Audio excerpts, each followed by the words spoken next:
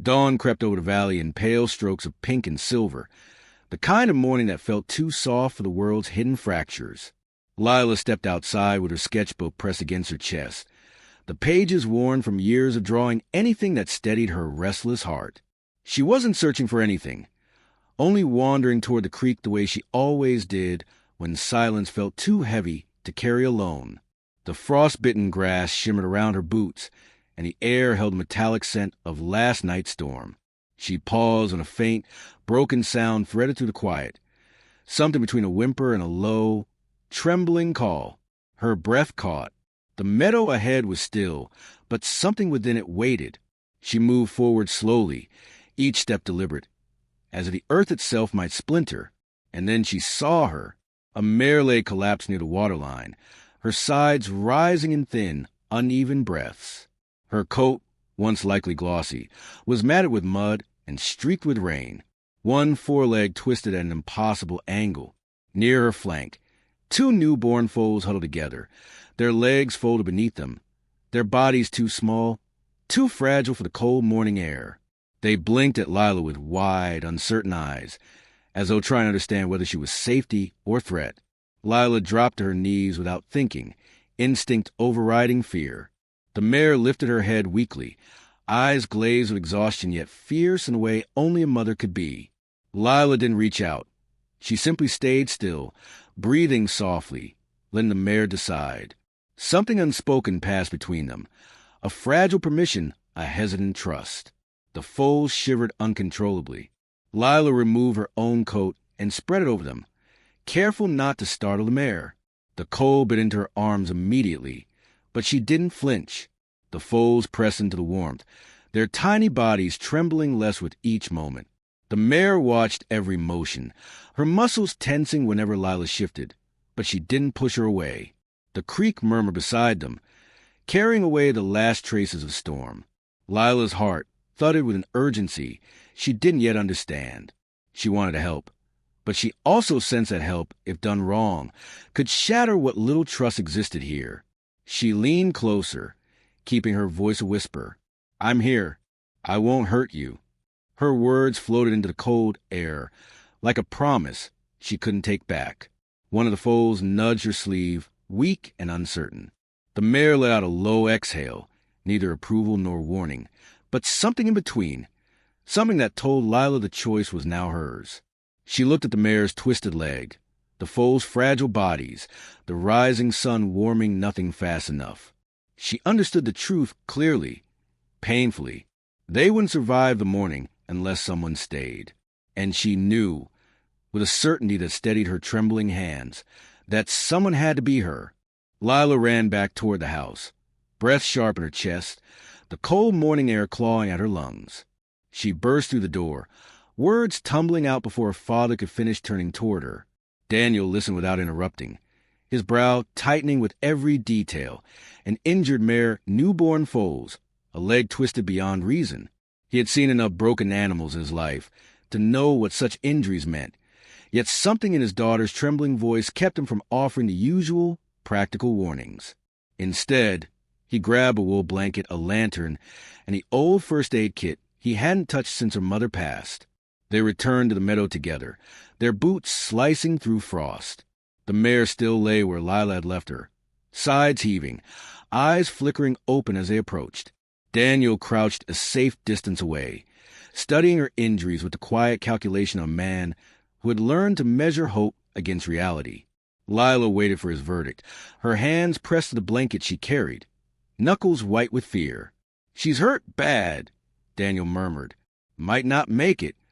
He spoke gently, but the truth still split the air like a cold wind. Lila didn't look away. Her gaze stayed fixed on the mare, as if willing her to hold on for just a little longer. The foals shifted beneath Lila's coat, their soft breaths threading into the silence.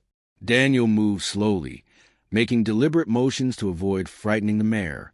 He spread the blanket beside the foals, reinforcing the warmth around them. The mare lifted her head, eyes locked on his. For a moment, he hesitated, sensing the thin line between offering help and creating harm.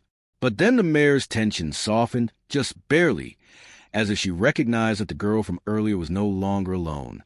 They worked together, father and daughter, without speaking much. Lila fetched water from the creek, cupping some in her hands and holding it near the mare's muzzle. At first, the mare refused, turning her head away. Lila tried again, quieter this time, her fingers steady despite the cold. Eventually, the mare accepted a sip, small, fragile, but enough to ignite a spark of hope inside Lila. Daniel examined the injured leg, careful not to touch it. The damage was severe. Even if the mare survived, she'd never be able to run with a herd again. He didn't tell Lila that. Some truths weren't meant for this moment. Instead, he focused on what they could do: clean the cuts, offer warmth, keep the foals alive until help came. As the sun dipped lower, light gathered on the mare's coat like a final blessing. Lila sat close to the foals, humming softly, her mother's melody resurfacing without thought.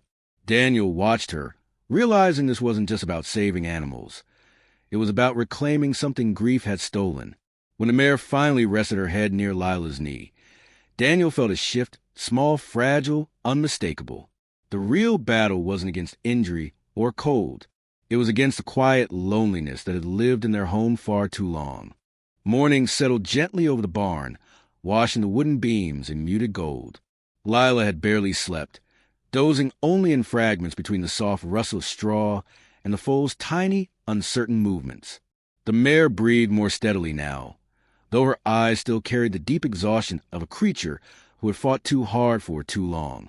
Daniel returned with a pail of warm mash the vet had suggested over the phone, his steps quiet, as if sound itself might undo the fragile progress they'd made. The mare lifted her head when he entered, her ears twitching toward the familiar shape of Lila curled beside the foals. Daniel set the pail down and waited. After a long moment, the mare stretched her neck toward the food, taking a tentative bite. Lila smiled through her fatigue, relief softening her features. Daniel felt something loosen inside him. Some old knot grief had tied years ago. The foals tried standing again, their thin legs wobbling like saplings in a breeze. Lila steadied them with gentle hands, guiding their balance without gripping too tightly. The barn filled with quiet persistence.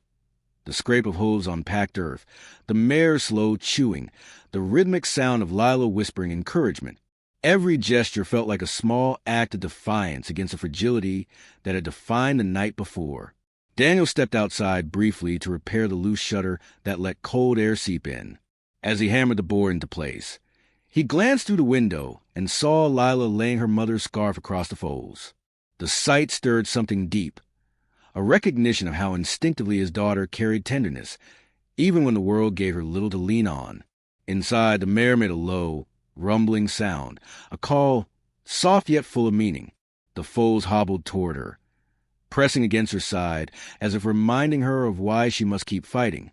Lila watched the small family, her hands clasped around her sketchbook. She began to draw them. Quick strokes, blurred lines, capturing not perfection but truth. Daniel saw the page when he returned. The image wasn't just horses. It was devotion given shape. The vet arrived before noon, his boots carrying the dust of distant pastures. He examined the mare with careful hands, his brow furrowed in concentration. When he finally stepped back, he exhaled slowly. "She's weak," he said, "but she's got spirit, and spirit buys time." His gaze shifted to Lila. "You did more than most grown folks would have dared." Lila didn't answer. She only looked at the mare, her expression a mixture of hope and fear.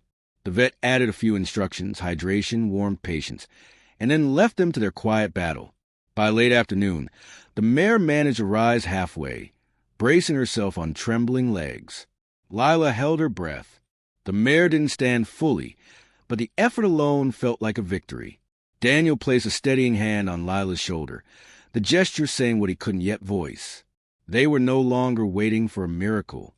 They were building one moment by fragile moment, and the day was not done testing them. Days unfolded with a quiet rhythm, each one carrying the mare a little further from the brink. The foals grew steadier on their legs, their once frail bodies now fueled by curiosity and small bursts of courage. Lila moved among them like a gentle current, guiding without pressing, encouraging without crowding. She learned their needs by instinct. When one was tired, when one grew restless, when the mare needed silence more than touch. Daniel watched these moments from the doorway, sensing a shift in the air, as if their small barn had become a sanctuary not just for wounded animals, but for a family learning how to breathe again. The mare began to stand more often, leaning heavily on her uninjured leg, but determined to rise all the same. Each attempt seemed to scrape strength from some hidden reserve, and each success filled Lila with a quiet awe. Daniel continued reinforcing the stall, making sure warmth and safety wrapped around a fragile trio. They worked without excess words, connected by the shared understanding that the mare's recovery had become something greater than a simple rescue. One morning, as frost clung to the windows, the vet returned with news that carried both relief and gravity. He examined the mare carefully, paying close attention to the damaged leg. When he stepped back, he spoke with the soft sincerity of someone who respected the fight he had witnessed. "She'll live," he said, "but she won't run like she once did. Her future will have to be slow, steady." His eyes met Lila's, but sometimes slow is enough. Lila nodded, absorbing the truth with a steadiness far beyond her years. She approached the mare, letting the animal nuzzle her palm. The connection between them was no longer tentative. It was forged by nights of fear, mornings of effort, and hours filled with a hope neither could voice. Daniel stood behind them, recognizing that this bond had stitched something inside him as well. Healing threads he hadn't known were torn. The foals circled their mother, pressing into her side as if celebrating her resilience. Lila knelt to sketch them one last time in the dusty morning light. The lines flowed differently now, sharper, more confident, carrying the unmistakable imprint of gratitude. Daniel glanced at the drawing and saw, for the first time, how much strength she carried in her small frame. As afternoon deepened, they led the mare and foals outside for the first time. The sun warmed their backs, and a soft breeze rustled through the grass. The mare lifted her head, breathing in the open world with a mixture of longing and caution. She wouldn't run, couldn't run, yet she stepped forward with dignified determination. Lila released a breath she'd been holding for days. The foals bounded clumsily beside their mother, discovering the stretch of open space. Daniel rested a hand on Lila's shoulder. "You saved them," he said quietly. She watched the mare gaze back at them, soft, knowing, grateful. "No," Lila whispered. "We saved each other." And though the story had reached its gentlest ending, something inside it was only just beginning.